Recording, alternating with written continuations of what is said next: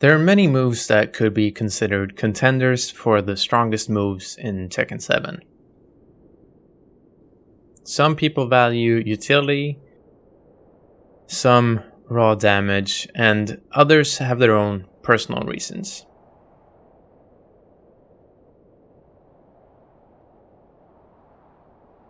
But for my part, the vote really has to go to a classic.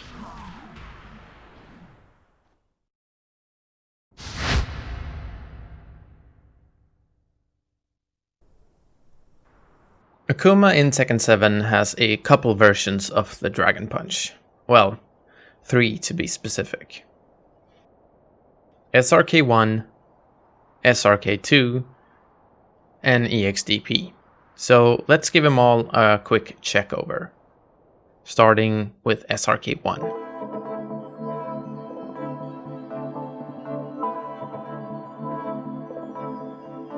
Akuma has incredibly strong checking tools at 10 frames. Down 1-2 being a stupidly strong low jab counter tool. The opponent can of course try to read this with a low crush, but luckily he also has a really strong standing counter tool in 1-1. But wouldn't you know, a low parry will cover both options from the opponent on their defense. But what if I told you there was a solution to this?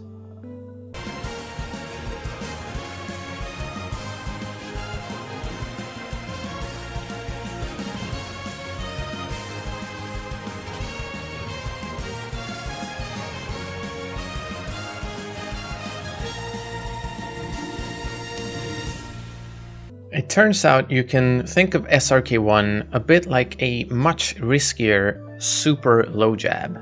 It's I-10 and also high crushes just like a low jab, but cannot be low parried or crushed. If we break the move down further from a technical standpoint, we can see that it's 10 frames like earlier noted, doesn't track at all, and has incredibly short range. And while it's really fast and high crushes early, it will offer you no protection versus mids.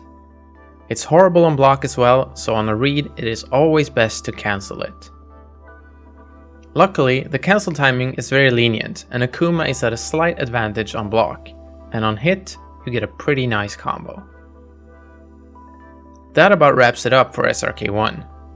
The logical step here would be to move on and talk about SRK2, but instead we're gonna cover EXDP first.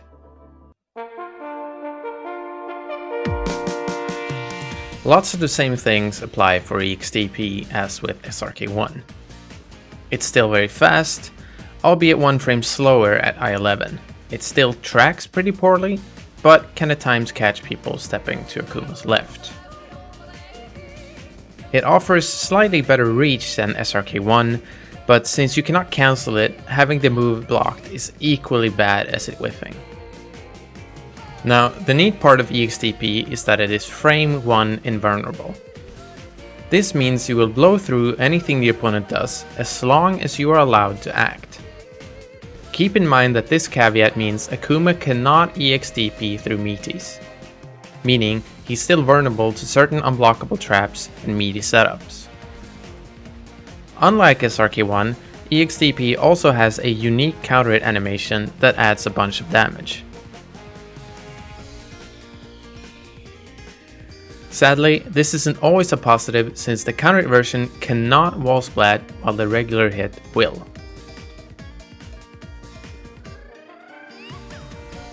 All in all, this makes EXDP a bit of a mixed bag. No cancel means it is extremely risky, but frame 1 invulnerability is of course incredibly strong.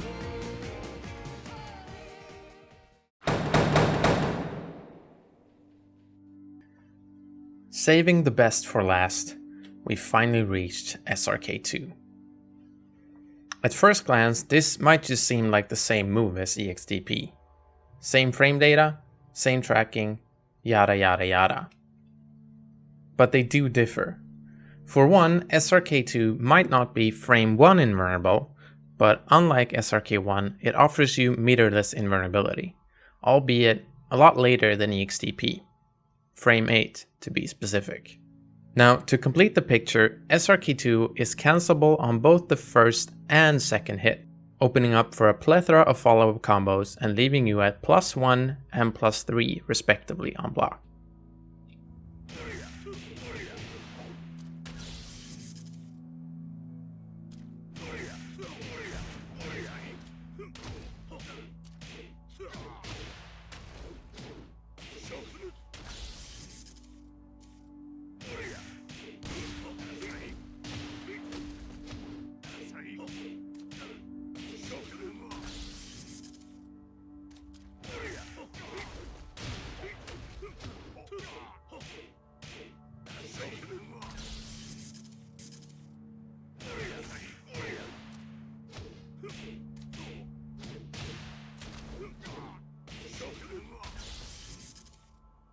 Following first and second hit cancel up with a combo is also very much hit confirmable, giving you a big window to spot if the move hit or was blocked. The invulnerability of SRK2 allows Akuma to do a couple of incredibly strong things. Firstly, SRK2 can be used as a super beefy disrespect move, seeing as if you're up to -4, the opponent has pretty much no possible avenue to interrupt it. Nope.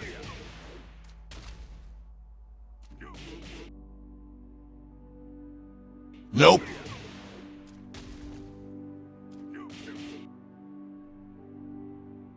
Nope. And secondly, the fast startup and partial invulnerability allows Akuma to option cover and punish a lot of on-paper punishable moves that have scary follow-ups.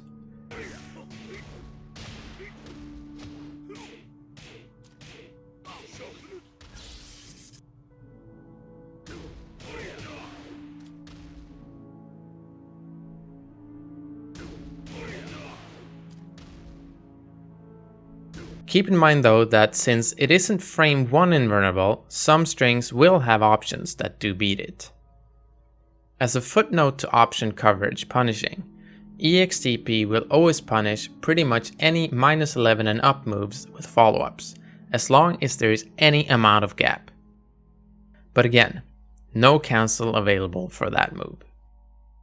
So we've covered a bit why you would want to use SRK2 and its cancels.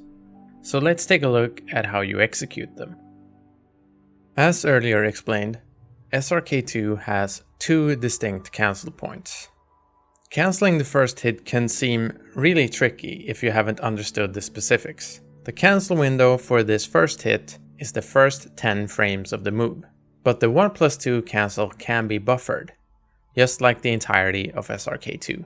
With the buffer window of Tekken 7 being 8 frames, you end up having a pretty massive window to get the cancel. A neat way to visualize the input is like a tilde, so it would look like forward, down, down forward +2, tilde 1+2.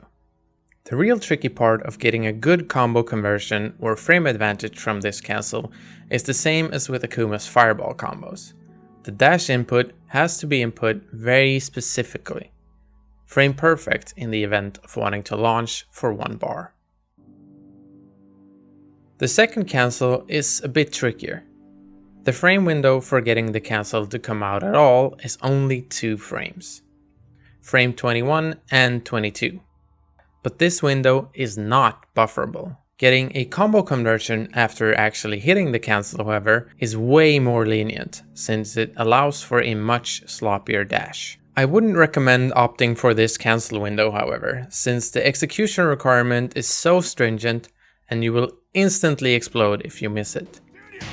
There are, however, situations where the second hit cancel is very beneficial.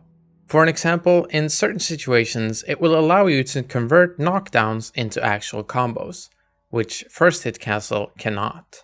I've made examples of the cancel being hit with sound cues as a bit of a guide. I don't know if this will end up helping much, seeing as it's such a slight window, but what the hell, right?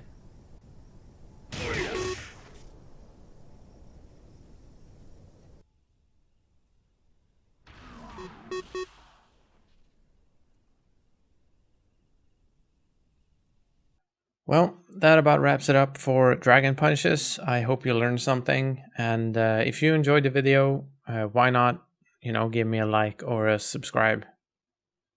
That helps, I guess. And thanks for watching.